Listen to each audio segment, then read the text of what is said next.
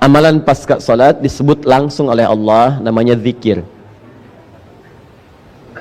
Fa idza qadaytumus shalah, maka jika Anda telah tuntas mengerjakan salat, fadhkurullaha, maka bergegaslah untuk zikir kepada Allah Subhanahu wa taala.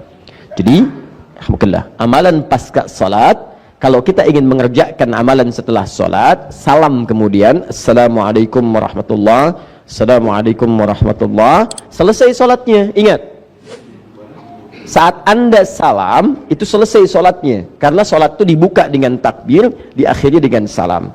Masuklah pada bagian amal yang kedua.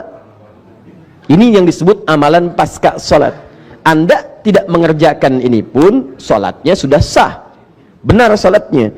Hanya Anda nanti kehilangan beberapa potensi-potensi amalan, yang dengan itu menambah pahala-pahala dan manfaat-manfaat yang lain. Jelas sampai sini? Baik. Apa amalan yang tadi? Zikir.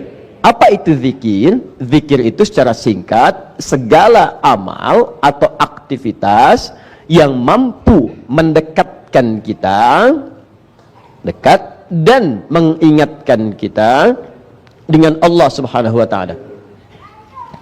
Kalau amal ini dikerjakan, keadaan kita menjadi lebih dekat dengan Allah Subhanahu wa taala. Kalau amal ini dilakukan, kita lebih ingat dengan Allah Subhanahu wa taala.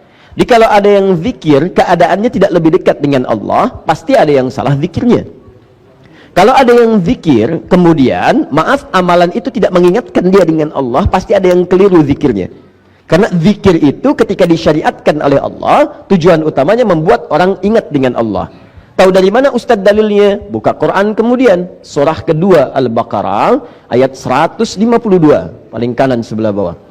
Fadhkuruni, maka berzikirlah kalian kepada saya, ingat kepada saya. Azkurukum, maka aku pun akan ingat kepada kalian.